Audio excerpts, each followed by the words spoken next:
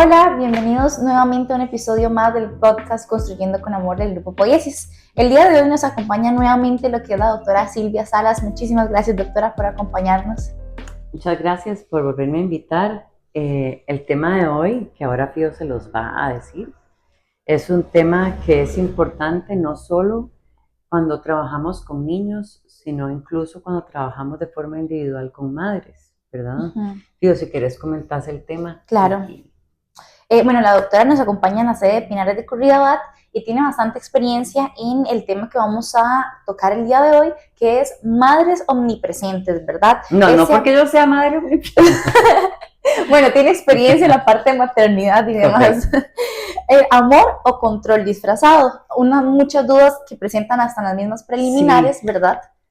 A ver, creo que nadie nace aprendido, ¿verdad? Y ser madre no viene con un folletito de cómo hacer las cosas en la maternidad o en la crianza. Sin embargo, muchas mamás depositan todo su deseo en esa maternidad, ¿verdad? Y a veces se tiende a controlar o querer controlar todo lo que rodea a nuestros hijos, y eso, aunque se haga desde el amor, puede llegar a ser sumamente perjudicial, ¿verdad? Tal vez esto suele un poco afectar más, con tu experiencia, tal vez en la parte donde se está iniciando la adolescencia. Tal vez como ese paso de preadolescente y ya adolescente, y ya poniéndonos un poquito más a brusco a los 17 años, donde ya está un paso a ser adulto, por así decirlo. Entonces, estos límites empiezan a verse un poquito más, ¿verdad? Y reflejados y demás. ¿Cómo podemos identificar a una madre o un padre omnipresente? Bueno, primero sí que se ve más en la adolescencia, porque los chicos tienden a ser más contestones, dice uno, ¿verdad? O a poner más resistencia en ciertas cosas, ¿cierto? Pero esto comienza de edades infantes, ¿verdad? Desde chicos de 5 o 6 años que aún tienen dificultad en toma de decisiones, porque cuentan con que ahí tienen una mamá que les está diciendo qué escoger, qué hacer o qué pensar incluso. No, eso sí te gusta. No, a vos sí te gustan las lentejas, ¿verdad? Y no dejar que la persona se exprese. Ahí empezamos a tapar el deseo de nuestros hijos. Y creo que uno de los principales trabajos de una madre, incluso de un padre, es fomentar el propio deseo de la persona. ¿Por qué se ve más en la adolescencia? Bueno, porque en la adolescencia tienen más relaciones de pareja o diferentes relaciones interpersonales con sus compañeros de clase, ya no solo de su colegio, sino de otros.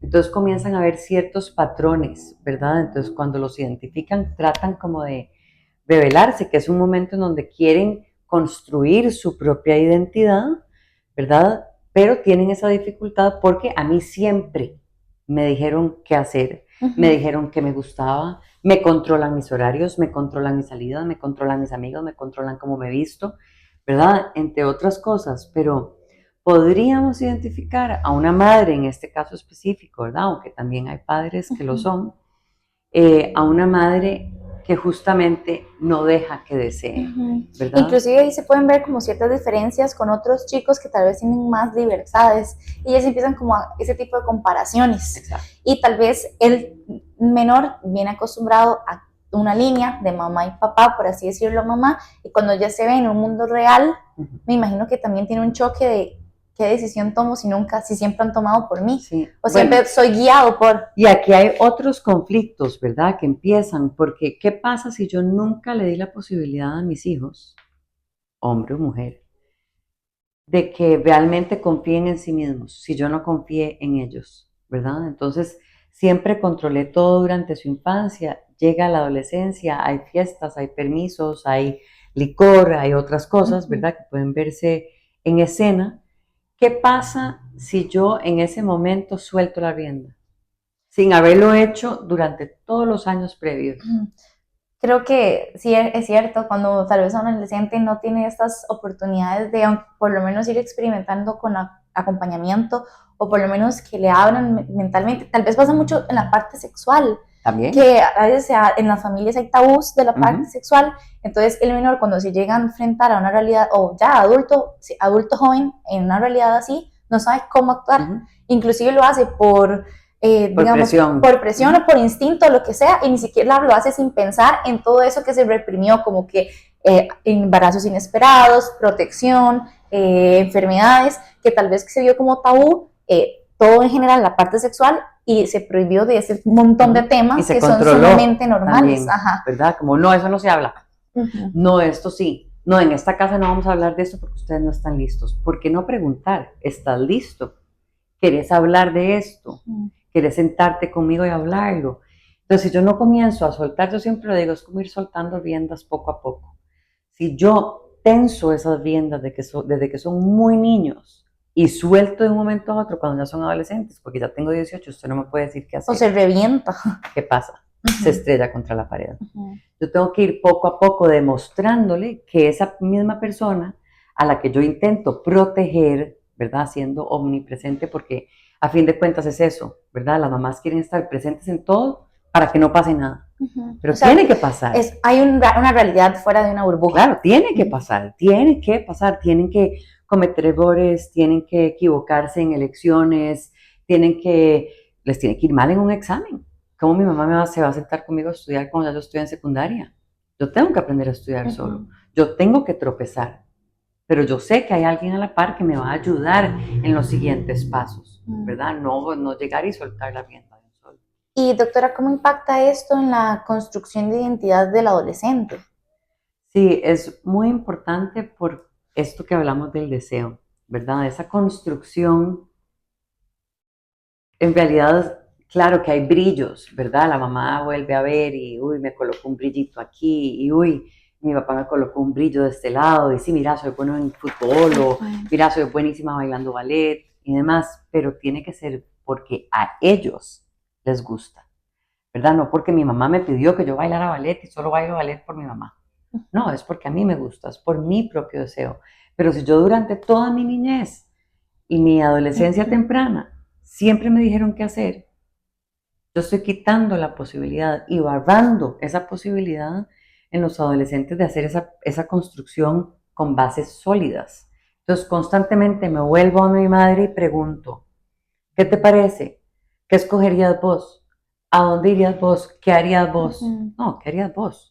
Porque usted es el que tiene que desear. No en esa madre que siempre está ahí presente, que es la que al final de cuentas las personas desean que tomen la decisión, pero es porque no saben tomar esa decisión, ¿verdad? Yo creo que eso viene como muy basado en lo que veníamos hablando de ir soltando riendas y que viene de la mano a la siguiente pregunta, que es cómo podemos, ¿verdad? ¿Cómo se rompe esto tal vez sin herir a nadie, sin herir a una madre o herir al padre y tener una buena relación con el menor o con el adolescente? Y creo que también es parte fundamental es que la comunicación y fomentarla, si es así, con profesionales en ayuda, ya sean consulta psicológica o demás que les puedan aportar, ¿verdad? Sí, yo siempre he dicho que las relaciones que son más complejas y que tienen como ¿verdad? Sus altibajos, es con las personas que más queremos, ¿verdad? Justamente porque tenemos miedo de herir aquí o de decir esto o de decir el otro. Esto no se trata de herir o no, se trata de reconocer algo que está pasando, ¿verdad? Y poner límites. Es un acto de amor. Es un acto de amor no solo de la madre hacia los hijos, sino de los hijos hacia la madre. Hasta aquí, ma. Y hacia uno mismo también. Yo escojo, ma. Ok, yo voy para allá, mami. No, ya hice esto, ¿verdad? Es como para que ellos también tengan ese coraje y esa incluso firmeza de decir, en esto no te necesito, ¿verdad? Para ir separando y cortando ese ombliguito, ¿verdad? Porque ellos eventualmente tendrán su propia pareja, su propio hogar, su propia familia. Y si esto sigue amarrado de esa manera, es evidente que van a haber problemas. Hasta con la pareja. ¿Verdad? Hasta con la propia pareja. Claro. Incluso con los propios hijos. ¿Verdad? Que no pueden reconocer ese corte ahí y se vuelve a repetir el patrón. Entonces caemos como en ese ciclo, ¿verdad? Sí, bueno, hoy hablamos de todo, de esas madres que aman tanto que a veces no no saben cómo soltar.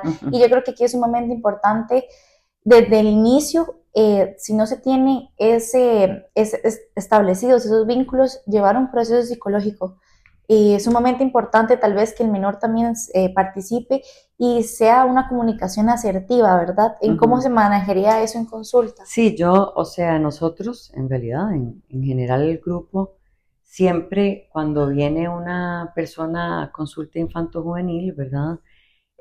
Primero que es elemental que la primera sesión sea solo con los papás, justamente para hacer una lectura como de cómo es la dinámica en el hogar, cómo es la dinámica social del menor o la menor, y poder identificar estos patrones para poder trabajar en conjunto con el chico y con los papás, ¿verdad? Y hacer guías parentales ¿verdad? En una línea de trabajo interdisciplinaria en la que yo pueda trabajar con que el chico tenga esas bases y que realmente siga su deseo y lo logre identificar, ¿verdad? Como es lo que yo quiero.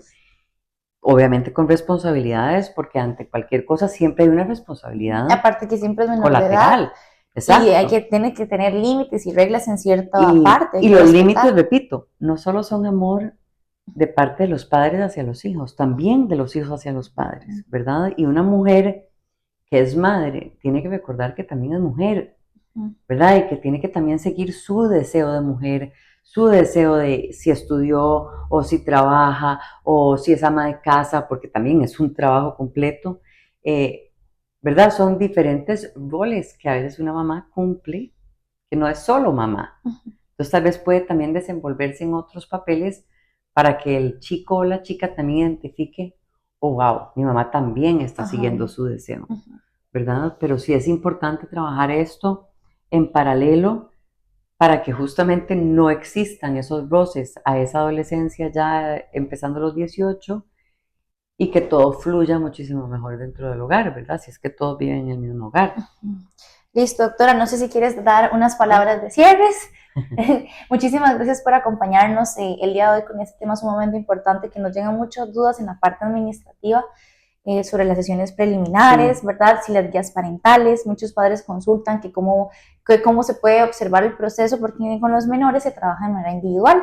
Entonces ahí es donde aparecemos nosotros y explicamos la importancia de lo que son las guías parentales con estos avances que el profesional le brinda al cuerpo familiar como tal y que se trabaja en conjunto de los padres en cierta parte también. Y a veces hasta las guías parentales no es necesariamente porque viene el chico o la chica, ¿verdad? Eventualmente tal vez sí se necesita una observación del menor o de la menor, pero incluso es ante dudas de los papás. Todos tenemos dudas. Y en la maternidad y la paternidad, todos los días hay dudas. ¿Lo estaría haciendo bien? ¿Será que ponemos límites muy blandos? ¿Será que somos muy estrictos? ¿Será que no nos estamos comunicando bien la mamá y yo? ¿Verdad? El papá y yo para poder establecer estos límites y estas reglas. O será que tal vez en cierto punto también necesito yo un proceso, un espacio para mí, porque le estoy brindando el espacio al menor, pero qué tal si tal vez hay algo que en la preliminar se logra observar que se debería de apoyar. Y esto es importante y esto es incluso como lo lindo de todo esto, de todo este proceso, ¿verdad?